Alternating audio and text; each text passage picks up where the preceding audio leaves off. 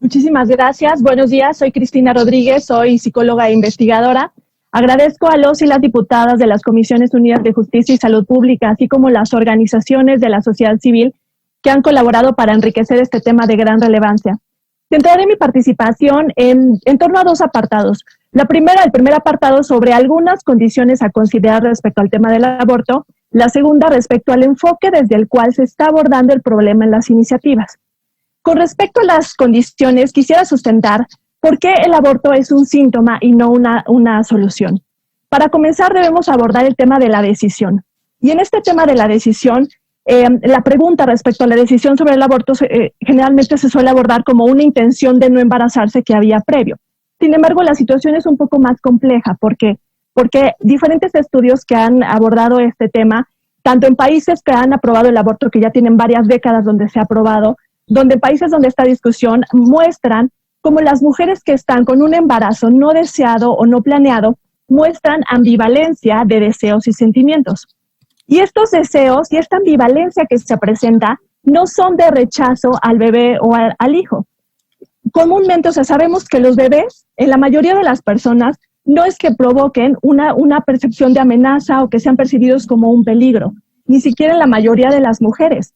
Si en otros contextos habláramos de un rechazo o desprecio al ser humano, una reacción de rechazo o desprecio, podríamos catalogar esto incluso como discriminación.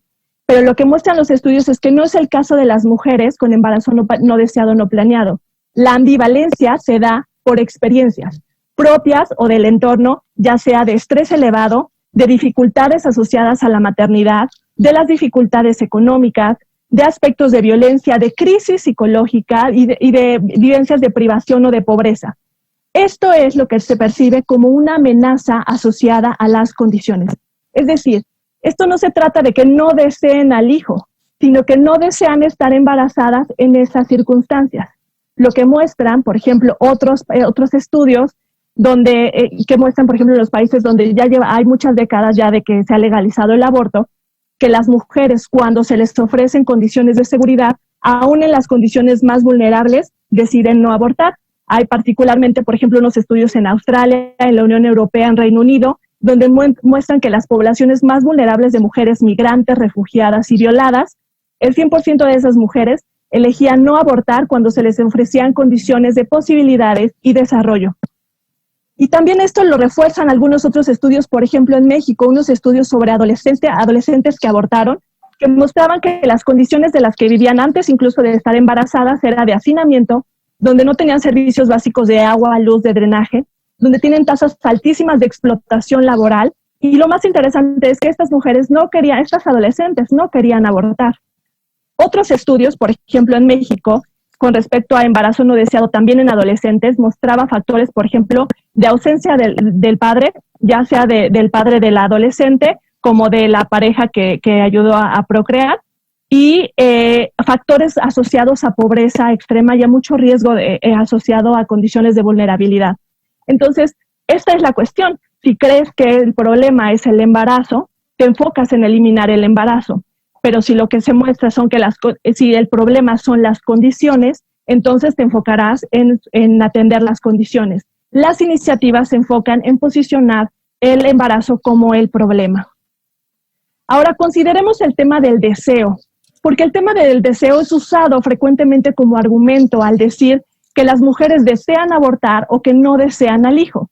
Y como profesional de la salud mental, quiero decir que este argumento respecto al deseo presenta un problema, ya que es un enfoque ciertamente reduccionista, simplista y en cierta medida hasta peligroso.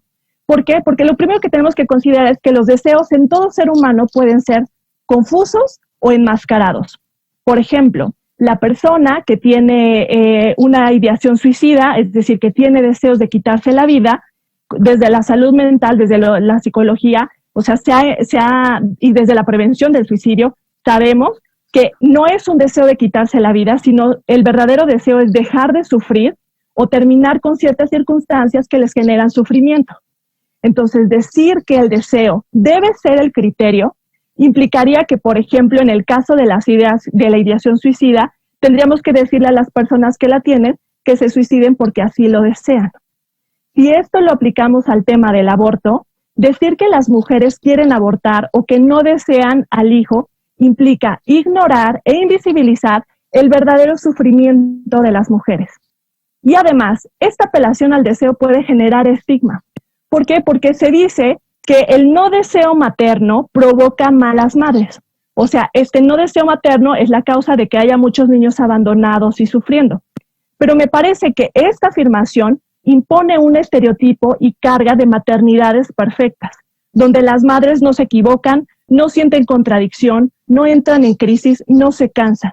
Y en este país, donde ser madre implica una serie de vulnerabilidades sociales, económicas, laborales, de salud, por ejemplo, 8 de cada 10 mujeres madres no tienen servicio de guardería en México.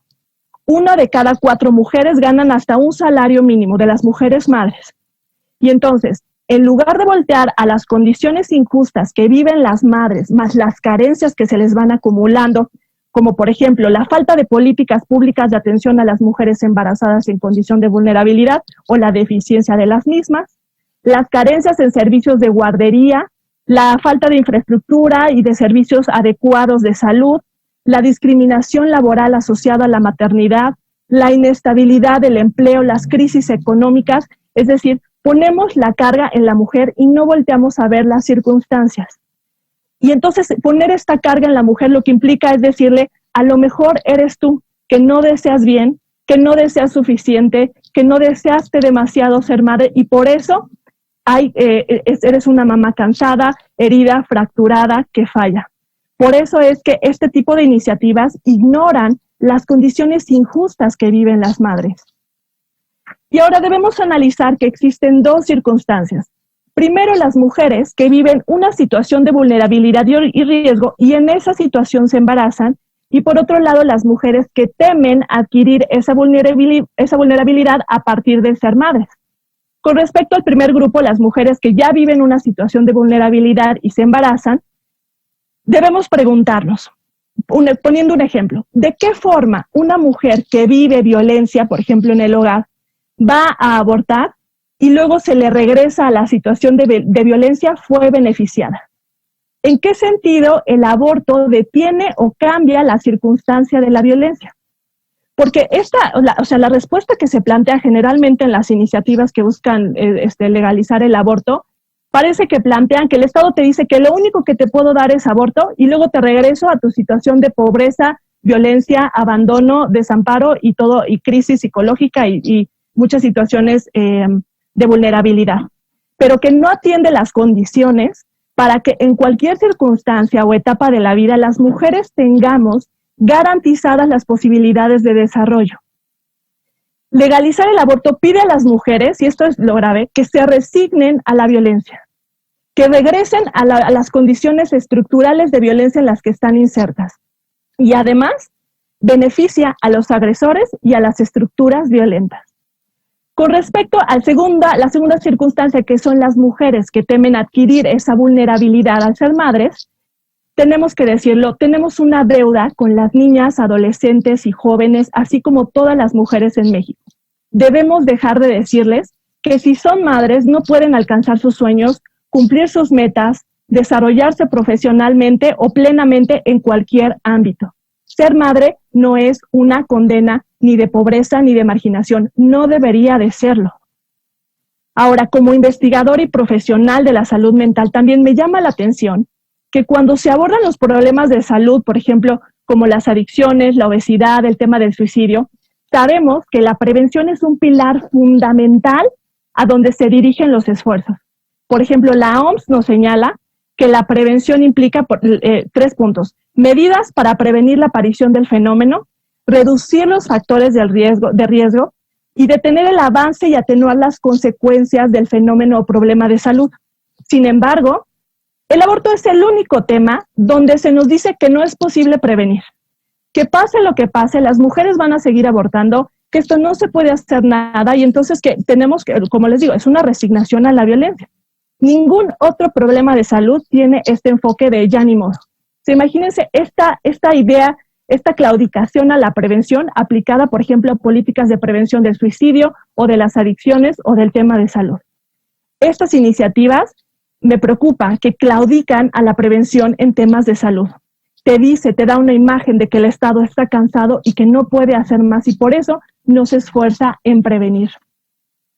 Ahora, con respecto al segundo apartado, al enfoque desde el cual se están abordando estas iniciativas, primero quiero plantear y establecer que las mujeres en diferentes momentos de la historia hemos sido tratadas como propiedad o como objeto, porque otras personas tenían el poder, el recurso y entonces podían tratarnos como propiedad. Este tipo de iniciativas perpetúan el esquema de que quien tiene el poder puede usarlo contra los más vulnerables. Y en una sociedad tan lastimada como la nuestra por los abusos de poder, no podemos decirle a las mujeres que pueden decidir sobre el otro, en este caso el nacituros, porque es más pequeño, más débil o menos desarrollado. Esto es perpetuar el esquema de que quien tiene el poder puede abusar del otro. Y ahora, además, la legalización yo considero que solo implica una mercantilización. Ante las condiciones de sufrimiento, de crisis, de dilema, de pregunta de las mujeres, la legalización es, con esto que están viviendo las mujeres, en realidad solamente lo convierte en un producto o comercio que alguien va a aprovechar. Por ejemplo, la subrogación de servicios que sucede en la Ciudad de México a partir de la legalización del aborto. Se convierte en un producto o en un comercio. Refuerza la idea, y esto refuerza la idea de que las mujeres somos objetos o productos, que estamos sujetos, nuestro cuerpo, que nuestras circunstancias están sujetas a las leyes del mercado. En meses pasados, el 8 y el 9 de marzo, millones de mujeres participamos en movilizaciones para exigir que ya no se nos vea como objetos de uso o mercancía en los diferentes ámbitos públicos. Y esto aplica para estas iniciativas. Las mujeres no somos propiedades, ni siquiera en el vientre materno.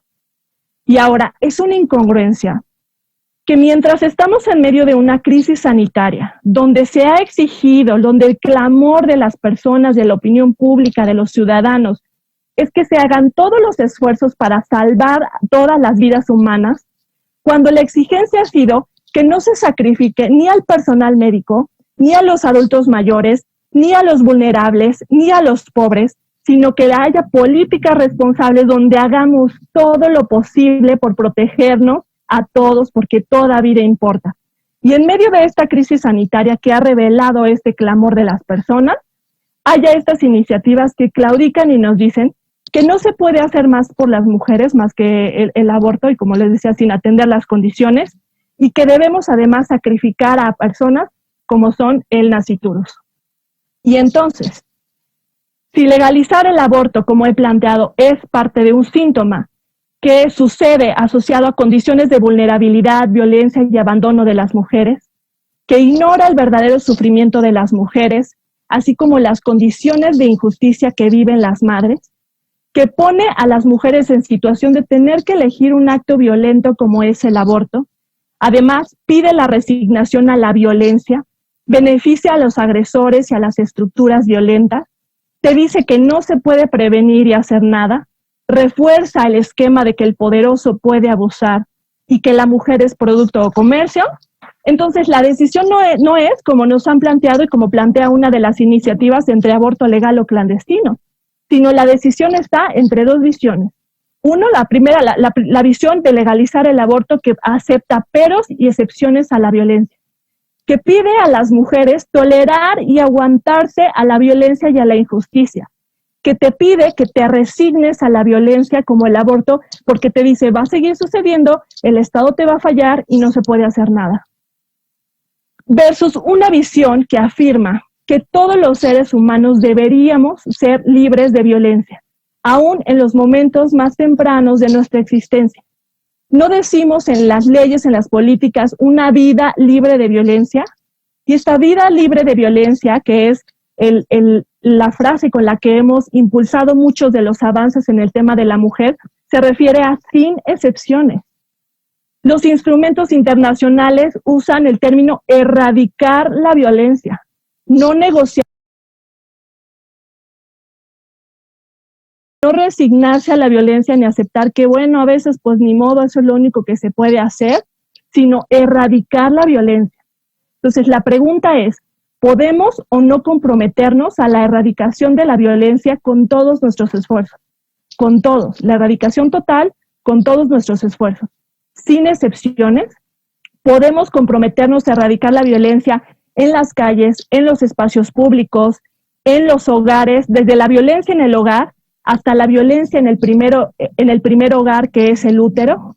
Si es así que podemos comprometernos con esta visión de una vida libre de violencia en cualquier circunstancia y en cualquier etapa de la vida, entonces estas iniciativas deben ser rechazadas. Muchísimas gracias. Muchas gracias, Cristina. Toca el turno a